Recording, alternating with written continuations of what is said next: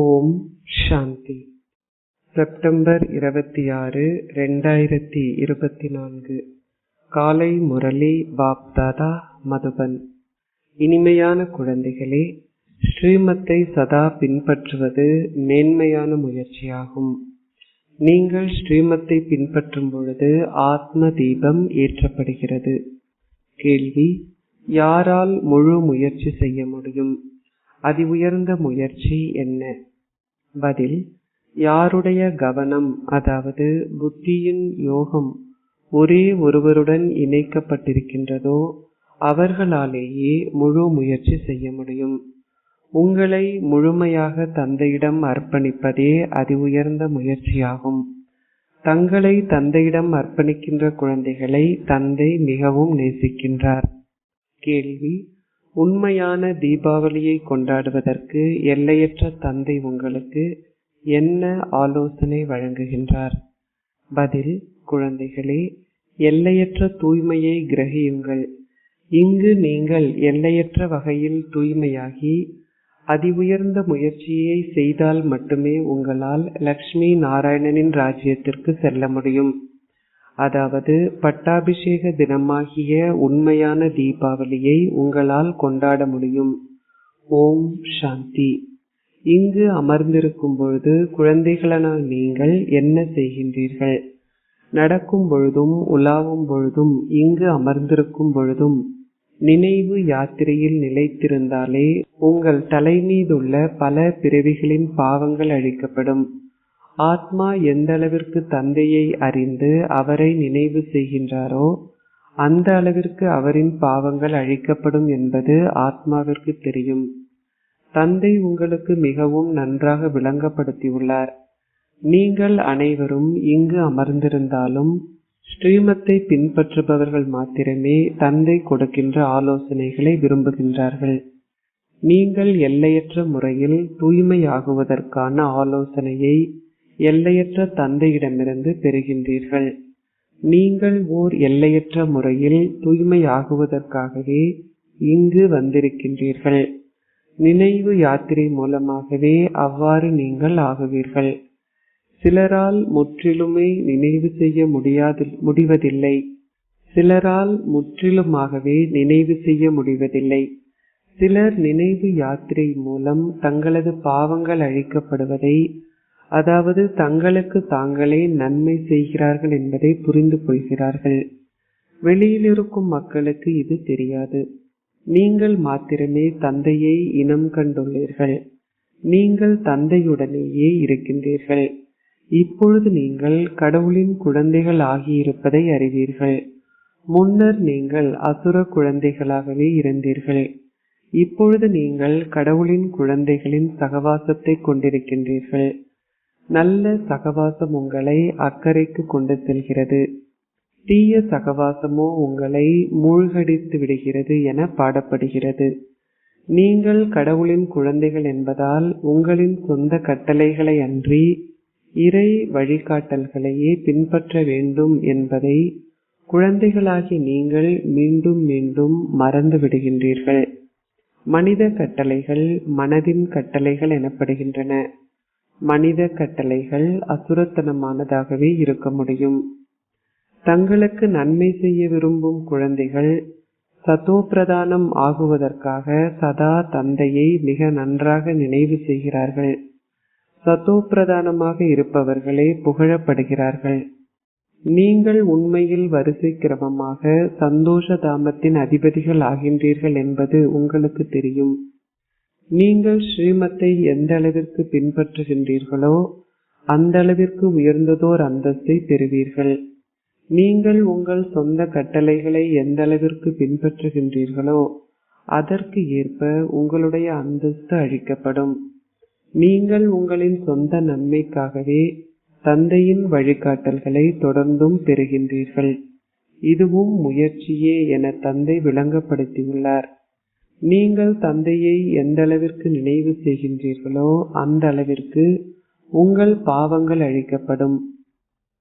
நினைவு யாத்திரையின்றி உங்களால் தூய்மையாக முடியாது. நடக்கும் பொழுதும் உலாவி திரியும் பொழுதும் இந்த ஒரே ஒரு அக்கறையை கொண்டிருங்கள். குழந்தைகளாகிய நீங்கள் இந்த கற்பித்தல்களை பல வருடங்களாக பெற்றுக்கொண்டிருக்கிறீர்கள். எனினும் நீங்கள் வெகு தூரத்திலேயே இருக்கின்றீர்கள் என்பதை புரிந்து கொள்கிறீர்கள். உங்களால் அந்த அளவிற்கு தந்தையை நினைவு செய்ய முடியாதுள்ளது. சதோப்பிரதானம் ஆகுவதற்கு அதிக காலம் எடுக்கும். எனவே அதற்கிடையில் நீங்கள் உங்களுடைய சரீரங்களை நீக்கினால் கல்பம் கல்பமாக உங்கள் அந்தஸ்து குறைவாகவே இருக்கும். நீங்கள் இப்பொழுது கடவுளுக்கு உரியவர்கள். எனவே உங்களுடைய முழு ஆஸ்தியையும் அவரிடமிருந்து பெறுவதற்கு முயற்சி செய்ய வேண்டும். உங்களுடைய புத்தி ஒரே ஒரு வழி காட்டலிலேயே இருக்க வேண்டும். நீங்கள் இப்பொழுது ஸ்ரீமத்தை பெறுகின்றீர்கள். அவர் அதி மேலான கடவுள். நீங்கள் அவருடைய வழிகாட்டல்களை பின்பற்றாது விட்டால் அதிக அளவு ஏமாற்றப்படுவீர்கள். நீங்கள் அவற்றை பின்பற்றுகின்றீர்களா இல்லையா என்பது உங்களுக்கும் சிவ் பாபாவுக்கும் மாத்திரமே தெரியும். சிவ் பாபாவே உங்களை முயற்சி செய்ய தூண்டுகின்றார். ஷரீரதாரிகள் அனைவரும் முயற்சி செய்கின்றார்கள். இவரும் ஷரீரதாரியே. சிவ் பாபா இவரை முயற்சி செய்ய தூண்டுகின்றார். குழந்தைகளாகிய நீங்களே முயற்சி செய்ய வேண்டும். தூய்மையற்றவர்களை தூய்மையாக்குவதே பிரதான விஷயமாகும். உலகில் தூய்மையானோர் பலர் உள்ளனர். சந்நியாசிகளும் தூய்மையாக இருக்கின்றார்கள். ஆயினும் அவர்கள் ஒரு பிறவிக்கே தூய்மையாக இருக்கிறார்கள்.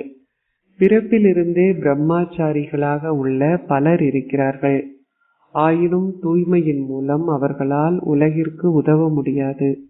நீங்கள் ஸ்ரீமத்திற்கு ஏற்ப தூய்மையாகி உலகையும் தூய்மையாக்கும் பொழுதே உதவி வழங்கப்பட முடியும்.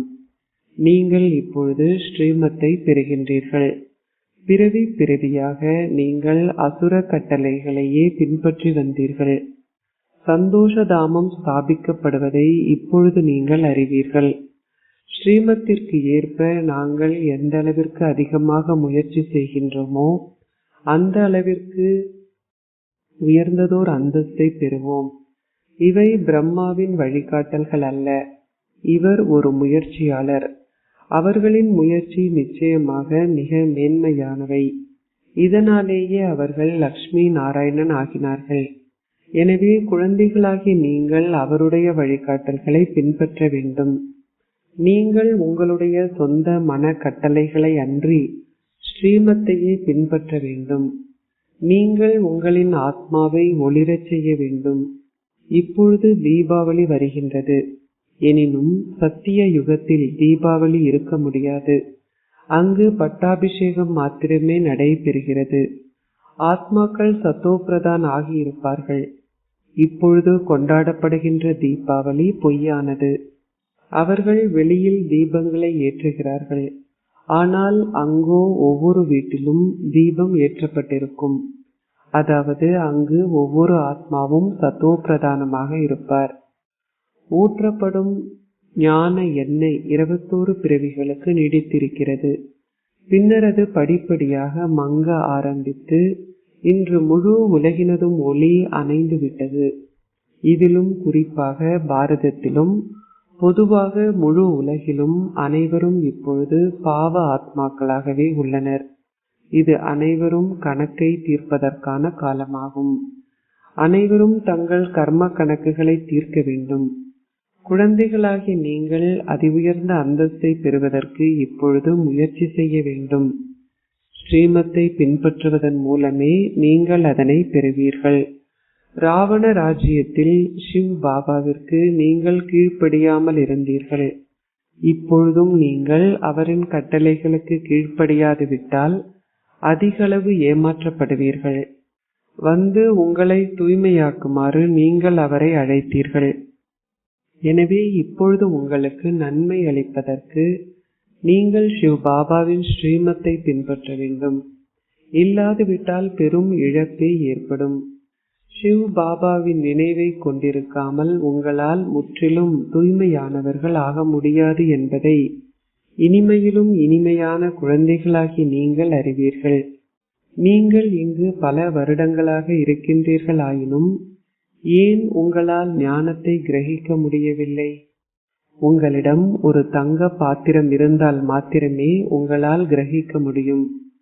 சில புதிய குழந்தைகள் சிறந்த சேவாதாரிகள் ஆகின்றனர். எவ்வளவு வேறுபாடு உள்ளதென பாருங்கள். புதியவர்கள் நினைவு யாத்திரையில் இழுக்கும் அளவிற்கு பழையவர்கள் இருப்பதில்லை. சிவ் பாபாவின் மிக நல்ல அன்பிற்கினிய குழந்தைகள் வந்து அதிக சேவை செய்கின்றனர். அது அவர்கள் தங்கள் ஆத்மாக்களை சிவ் பாபாவிடம் அர்ப்பணித்து விட்டதை போன்றுள்ளது. தங்களை அர்ப்பணித்ததால் அவர்கள் அதிக சேவையும் செய்கின்றனர். அவர்கள் மிக இனிமையானவர்களும் அன்பானவர்களும் ஆவார்கள்.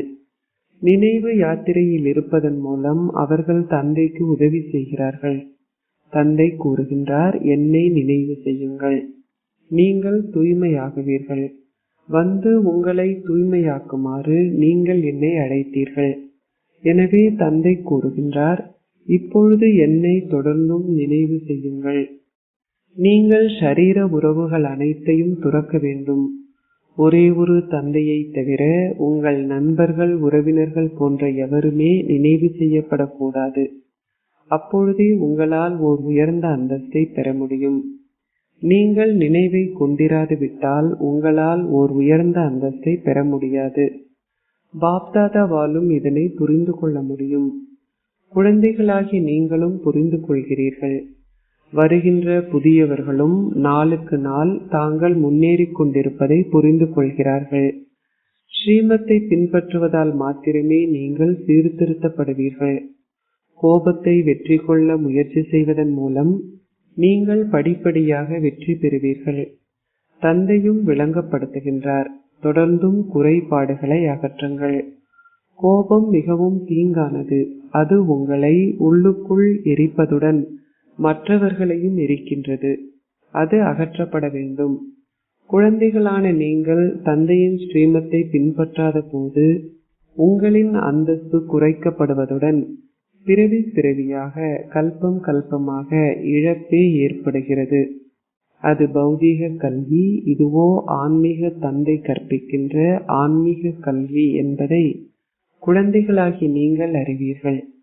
அனைத்து விதத்திலும் கவனம் செலுத்தப்பட வேண்டும். விகாரமுடைய எவரும் இங்கு மதுபனிற்கு வர முடியாது. நீங்கள் சுகவீனமுற்றிருக்கும் பொழுதும் விகாரத்தில் ஈடுபடும் உங்கள் நண்பர்களும் உறவினர்களும் வருவார்களாயின் அதுவும் நல்லதல்ல. நாங்கள் அதை விரும்ப மாட்டோம். ஏனெனில் இறுதி கணங்களில் அந்த நண்பர்களும் உறவினர்களுமே நினைவு செய்யப்படுவார்கள்.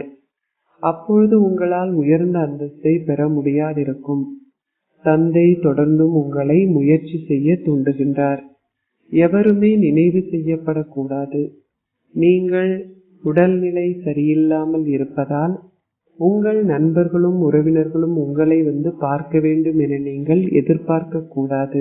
இல்லை, அவர்களை அழைப்பது வழக்கமல்ல. வழக்கங்களை பின்பற்றுவதால் மாத்திரமே நீங்கள் சத்கதியை பெறுவீர்கள். இல்லாது விட்டால் உங்களுக்கு நீங்களே அனாவசியமாக இழப்பை ஏற்படுத்திக் கொள்கிறீர்கள். எவ்வாறாயினும் தமோ பிரதான் புத்தி உடையவர்களால் இதனை புரிந்து கொள்ள முடியாது. கடவுள் அவர்களுக்கு ஆலோசனை வழங்குகின்றார். இருந்தும் அவர்கள் தங்களை சீராக்கிக் கொள்வதில்லை. நீங்கள் இங்கு மிகுந்த எச்சரிக்கையுடன் முன்னேற வேண்டும். இதுவே புனித இடங்கள் அனைத்திலும் அதி புனிதமான இடமாகும். தூய்மையற்றவர்களால் இங்கு தங்க முடியாது. நீங்கள் உங்கள் நண்பர்களையும் உறவினர்களையும் நினைவு செய்வீர்களாயின் மரணிக்கும் தருவாயில் நிச்சயமாக அவர்களையே நினைவு செய்வீர்கள். சரீர உணர்வுடையவர்கள் ஆகுவதால் நீங்கள் உங்களுக்கு ஓர் இழப்பையே ஏற்படுத்திக் கொள்கிறீர்கள். இதுவும் தண்டனைக்கு ஒரு காரணமாகின்றது. ஸ்ரீமத்தை பின்பற்றாததால் பெரும் சீரழிவு ஏற்படுவதுடன் உங்களால் சேவை செய்ய தகுதி வாய்ந்தவராகவும் முடியாது. நீங்கள் எவ்வளவுதான் பாடுபட்டாலும் உங்களால் சேவை செய்ய தகுதி வாய்ந்தவர் ஆக முடியாது. நீங்கள் கீழ்ப்படிவற்றவராக இருந்தால் கல்புத்தி உடையவர்கள் ஆகுவீர்கள். மேல் ஏறுவதற்கு பதிலாக விழுந்து விடுவீர்கள். தந்தை கூறுகின்றார், குழந்தைகளாகி நீங்கள் கீழ்ப்படிவானவர்கள் ஆக வேண்டும். இல்லாது விட்டால் உங்கள் அந்தஸ்து அழிக்கப்பட்டுவிடும். ஒரு லௌகிக தந்தைக்கு 4 முதல் 5 குழந்தைகள் உள்ளனர். அவர்களிலும் அவர் கீழ்ப்படிவானவர்கள் மீதே அதிக அன்பு கொண்டிருக்கின்றார். கீழ்ப்படிவற்றவர்கள் துன்பத்தையே விளைவிக்கின்றார்கள். குழந்தைகளாகி நீங்கள் இப்பொழுது மகத்தான இரு தந்தையரை கண்டடைந்துள்ளீர்கள். நீங்கள் அவர்களுக்கு கீழ்ப்படியாமல் இருக்கக்கூடாது. நீங்கள் கீழ்ப்படிவற்றவர்களாக இருப்பீர்களாயின் பிறவி பிறவியாக கல்பம் கல்பமாக மிக குறைந்த அந்தஸ்தையே பெறுவீர்கள். நீங்கள் இறுதியில் சிவ் பாபாவை மாத்திரமே நினைவு செய்யக்கூடியதாக அத்தகைய முயற்சியை செய்யுங்கள். பாபா கூறுகின்றார், நீங்கள் ஒருவரும் என்ன முயற்சி செய்கின்றீர்கள் என்பதை என்னால் அறிய முடியும். உங்களில் சிலர் மிக குறைவாகவே நினைவு செய்கின்றீர்கள். சிலர் தொடர்ந்தும் தங்கள் நண்பர்களையும் உறவினர்களையும் நினைவு செய்கிறார்கள். அவர்களால் சந்தோஷமாக இருக்கவோ அல்லது உயர்ந்ததோர் அந்தஸ்தை பெறவோ முடியாது. உங்களுக்கு ஒவ்வொரு நாளும் சத்குருவார் தினமாகும். சிறுவர்கள் ஜூபிட்டர் தினமாகிய வியாழக்கிழமை அன்றே கல்லூரியில் சேர்க்கப்படுகிறார்கள். அது பௌதீக ஞானம், இதுவோ ஆன்மீக ஞானம். சிவ் பாபா எங்களின் தந்தையும் ஆசிரியரும் சத்குருவும் ஆவார் என்பதை நீங்கள் அறிவீர்கள். எனவே நீங்கள் அவரின் வழிகாட்டல்களை பின்பற்ற வேண்டும். அப்பொழுதே உங்களால் உயர்ந்ததோர் அந்தஸ்தை பெற முடியும். முயற்சியாளர்கள் தங்களுக்குள் பெருமளவு சந்தோஷத்தை கொண்டுள்ளார்கள். கேட்கவே வேண்டாம்.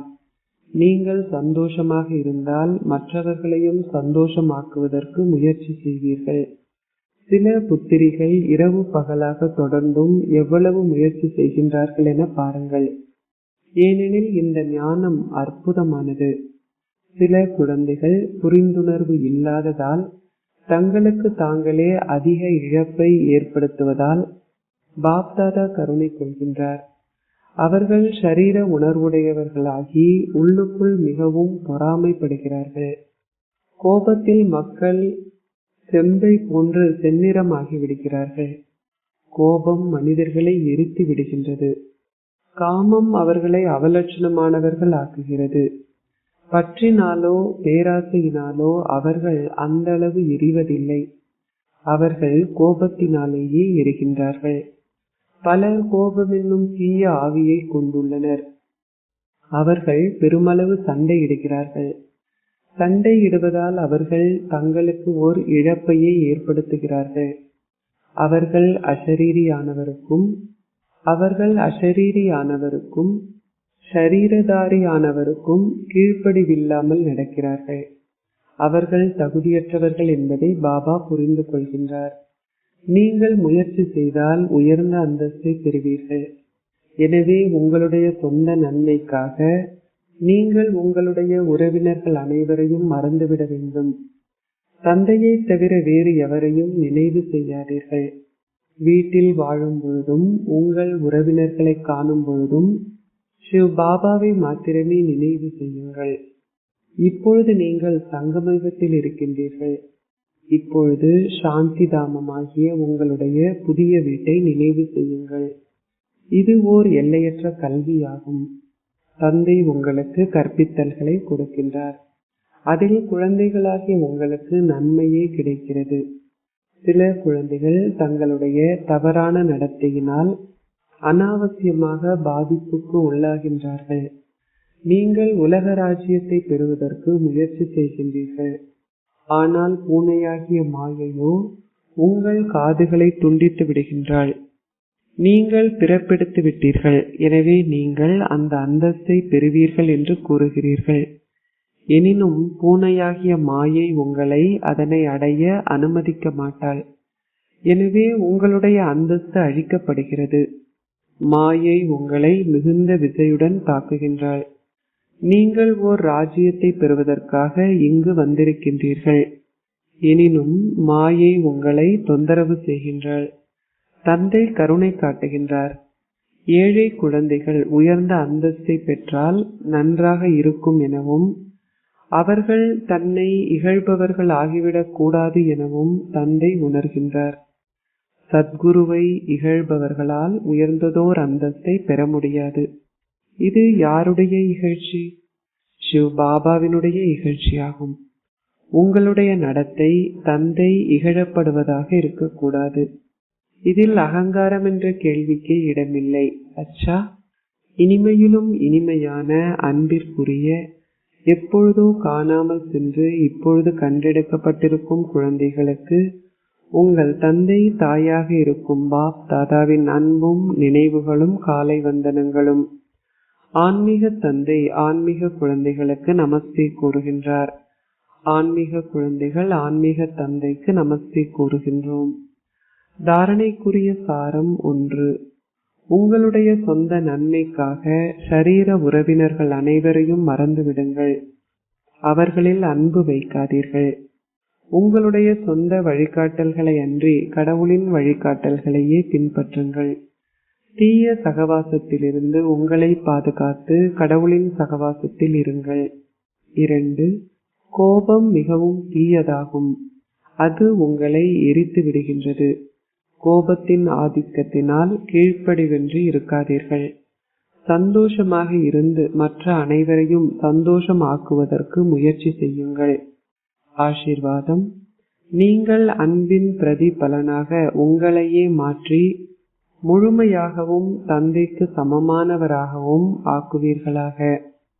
நீங்கள் நேசிக்கும் ஒருவரில் எந்தவிதமான பலவீனத்தையும் உங்களால் காண முடியாமல் இருப்பதே அன்பின் அடையாளமாகும். அத்துடன் நீங்கள் நேசிக்கும் ஒருவரின் தவற்றை உங்களின் சொந்த தவறாகவே கருதுவீர்கள். தந்தை குழந்தைகளை பற்றி எதையாவது கேட்கும் பொழுது அது தனக்கும் பொருந்துகின்றது என அவர் உணர்கின்றார். குழந்தைகள் தனக்கு சமமானவர்களாகவும் நிரம்பியவர்களாகவும் முழுமையானவர்களாகவும் ஆகுவதை காணவே தந்தை விரும்புகின்றார். இந்த அன்பின் பிரதிபலனாக நீங்கள் உங்களை மாற்றிக்கொள்ள வேண்டும். பக்தர்கள் தமது தலையையே வெட்டி அவருக்கு முன்னால் வைக்க தயாராக இருக்கிறார்கள். ஆனால் நீங்கள் உங்களின் தலையை வெட்ட வேண்டியதில்லை. ஆனால் ராவணனின் தலையை வெட்டுங்கள். ஸ்லோகம். உங்களின் ஆன்மீக அதிர்வலைகளால் சக்தி வாய்ந்த சூழலை உருவாக்குகின்ற சேவையை செய்வதே அதி மேன்மையான சேவையாகும். ஓம் சாந்தி.